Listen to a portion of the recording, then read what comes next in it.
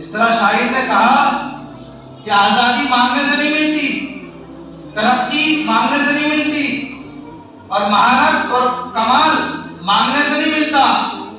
ये तो सुबह की तरह है, इसके लिए जागना पड़ेगा। जो जागेगा उसको सुबह नसीब होगी, जो नहीं जागेगा उसको सुबह नसीब नहीं होगी। सुबह चाहते हैं हम तो बेदार होना सीखिए। अफसोस है कि जिस कौम को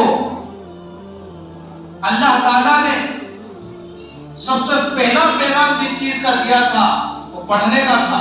इक़रा पढ़िए, कुरान करीम की सबसे पहली आयत कि पढ़िए। आपके जरिए पूरी नस्ल इंसानी को पैगाम दिया जा रहा है, पढ़िए। लेकिन पढ़ना कैसा हो?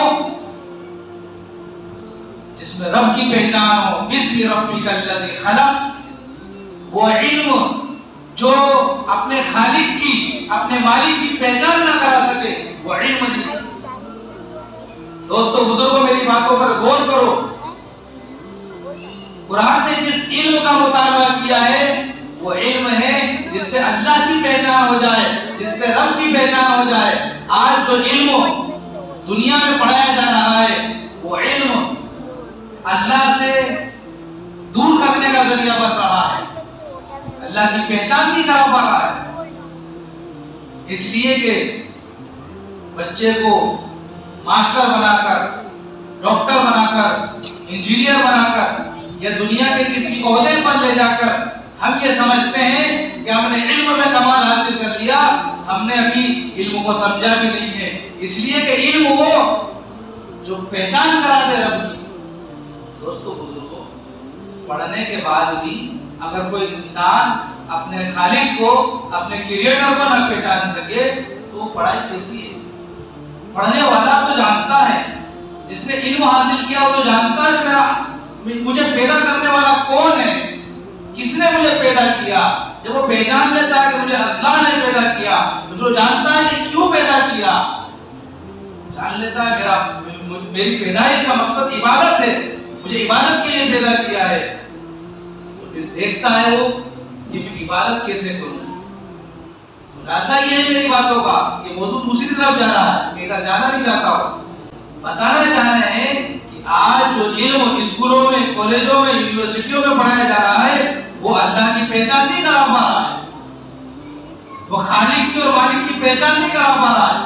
वो इल्म पैसा कमाने की, रुपये कमाने की मशीन इंसान को बना रहा है। आज पढ़ाई का मकसद ये है कि अच्छी जॉब लग जाएगी, अच्छी नौकरी लग जाएगी, मुआशरे में नाम होगा, लोग कहेंगे वकील साहब, लोग कहेंगे डॉक्टर साहब, लोग कहेंगे इंजीनियर साहब, मेरी जो है तारीफ होगी।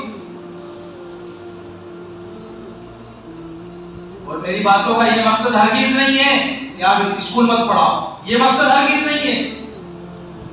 बात पूरी सुनोगे तो समझ में आएगी। आज लोग आधी बात सुनकर ये समझ लेते हैं कि ये जो मुफ्ती साहब हैं ये तो स्कूल के खिलाफ है। नहीं, स्कूल के खिलाफ नहीं है, हम तो स्कूल पढ़ाने के दाई हैं। हम तो इस बात की दावत हर जगह देते हैं, स्कूल पढ़ाओ, कॉलेज पढ़ाओ, यूनिवर्सिटी पढ़ाओ, डॉक्टर बनाओ, इंजीनियर बनाओ। तो कई सारे बयान मेरे इस मौजू पर हुए हैं कि हमें असली तालीम की जरूरत है। लेकिन दोस्तों बुजुर्गों, जैसा कि आप जानते हैं, मैं वाकई सुनाना नहीं चाहता कि अल्लाह ताला के 5000 नाम हैं। उन 5000 नामों में से सबसे पहला नाम कुरान करीम की पहली सूरत में जो जिक्र किया है वो है अल्हम्दुलिल्लाहि रब्बिल आलमीन। रब को जिक्र किया है। रब वो जो बतदरीज परवरिश करता है, रब वो जो बतदरीज परवरिश करता है। बतदरीज परवरिश कैसे? कि देखो, बच्चा पेट के अंदर रहता है, बच्चा पेट के अंदर रहता है तो उसको खून की जरूरत होती है। तो अल्लाह ताला नाफ के यानी टूटी के रास्ते से उसको खून पहुंचाता है, खून की ग़िज़ा उसको देता है। जब बच्चा दुनिया में आने के लिए आने वाला होता है तो उसके आने से पहले अल्लाह ताला माँ की छाती में ताज़ा दूध उतार देता है। जब बच्चा पैदा हो जाता है तो बच्चा दूध के जरिए उसकी परवरिश होती रहती है, और जब थोड़ा बड़ा होता है तो उसकी ग़िज़ा और धूली बिस्कुट वगैरह ऐसी नरम ग़िज़ाएं होती है, छोटा लिबास होता है, मतलब लोगों के दिलों में मोहब्बत डाल देता है। वो उसकी मामूली छोटी छोटी ग़िज़ा का इंतजाम करते हैं और उसके छोटे छोटे कपड़ों का इंतजाम करते हैं, और फिर हर एक उसको चाहता है, कोई उससे नफरत नहीं करता, सब उसको मोहब्बत से देखते हैं। धीरे धीरे जैसा बड़ा होता जाता है अल्लाह उसकी ग़िज़ा का इंतजाम करते रहते हैं, उसके कपड़ों का इंतजाम करते रहते हैं। जरा गौर तो करो कि माँ के पेट में खिलाने वाला कौन था, ये माँ की गोद में दूध पिलाने वाला ताज़ा ताज़ा कौन था, ये लोगों के दिलों में मोहब्बत डालने वाला कौन था। ये धीरे धीरे जैसा वो बड़ा होता गया उसके नाम के कपड़े उसको मुहैया करने वाला कौन था, ये वही अल्लाह था। जब तक बच्चा बेशुरूर था तो सब उसका इंतजाम होता रहा, जब कुछ शुरूर आया तो ये बच्चा कहने लगा मेरे जैसा कौन है। फिर अपनी ताकत पर, अपने इल्म पर, अपनी सलाहियतों पर नाज करने लगा, फख्र करने लगा, और इसी नाज और इसकी फख्र ने इसको गुमराही के दार में धकेल दिया। तो ये है रब, जिस इंसान को ये जो इंसान इस रब को पहचानता है वो जो है वो गलत रास्ते पर नहीं जाता।